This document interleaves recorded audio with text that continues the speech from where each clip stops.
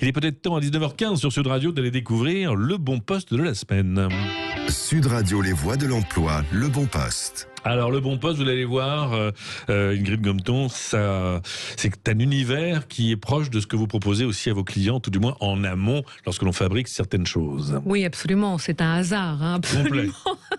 Complet. Donc, on va parler ce soir du poste d'ergonome, qui est un métier qui est en plein boom, vraiment. Alors, la définition, moi, que j'aime bien d'ergonome, c'est que c'est quelqu'un qui va adapter le travail à l'homme et non pas l'inverse. Ça veut dire que c'est une personne qui est chargée du confort, de la sécurité, pour évidemment arriver à l'équation de l'efficacité. Mais il va prendre en charge, en fait, à la fois la santé physique, mais aussi bien évidemment la santé psychologique et morale des salariés d'une entreprise. Alors comment c'est un peu le docteur bien-être, en fait. Il est chargé d'améliorer les conditions de travail, vous l'avez compris.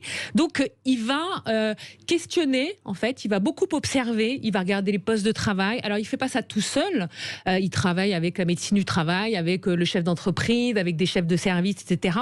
Et l'idée, c'est de diagnostiquer, de proposer, d'améliorer, et de prévenir des risques professionnels. Voilà, ça c'est extrêmement important. Donc du coup, il va peut-être organiser de nouveau la production, concevoir des systèmes ou mettre en place de nouvelles procédures. C'est aussi quelqu'un qui gère par exemple le handicap au travail. Donc c'est vraiment, j'insiste, quelqu'un qui est extrêmement important dans une entreprise. Alors aussi maintenant avec le télétravail, parce qu'il vérifie, il regarde aussi comment ça se passe. J'allais dire que pour être un bon ergonome, il faut organiser les postes de travail pour que les travailleurs restent à leur poste, en fait. Donc c'est au niveau de la formation, on est plutôt sur une licence ou un master en psychologie ou sociologie du travail. Alors il y a d'autres qui sont issus du secteur médical ou paramédical ou du domaine de la prévention des risques.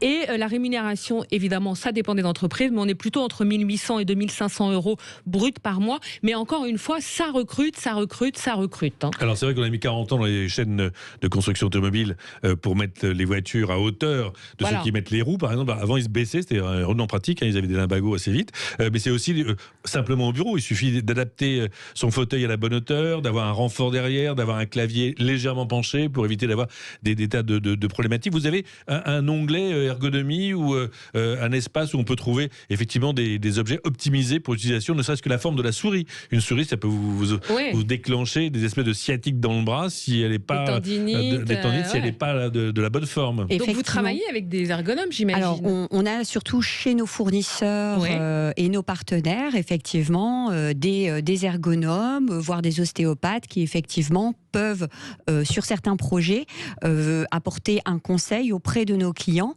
pour qu'on puisse leur vendre effectivement le bon matériel qui correspond à la réalité des métiers qu'ils ont chez eux. Donc effectivement, si on prend tout simplement l'exemple du poste informatique, du salarié qui travaille sur un ordinateur, il y a plein de petites choses en termes d'éclairage, la manière de disposer aussi l'ordinateur, si vous êtes près ou pas d'une fenêtre pour éviter qu'il y ait un éclairage qui peut être effectivement incommodant d'un point de vue visuel, la hauteur du clavier.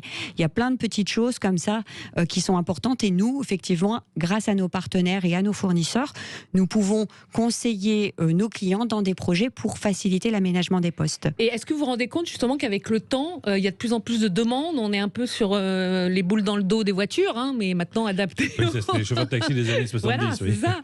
Et vous sentez qu'il y a une demande importante de la part des chefs d'entreprise ? Oui, déjà parce que ça fait partie des obligations d'un employeur de préserver la santé et la sécurité de ses salariés.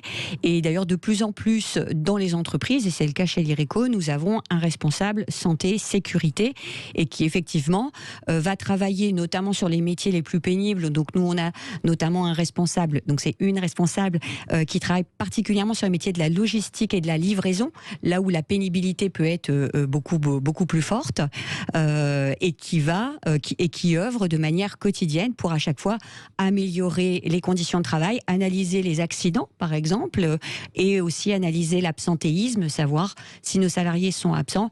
est-ce qu'il y a des pathologies récurrentes, et ça nous permet effectivement de toujours améliorer le cadre de travail, l'environnement de travail, et c'est ce qu'on fait effectivement chez l'IRECO. Voilà, ergonome, donc un job qui a de l'avenir.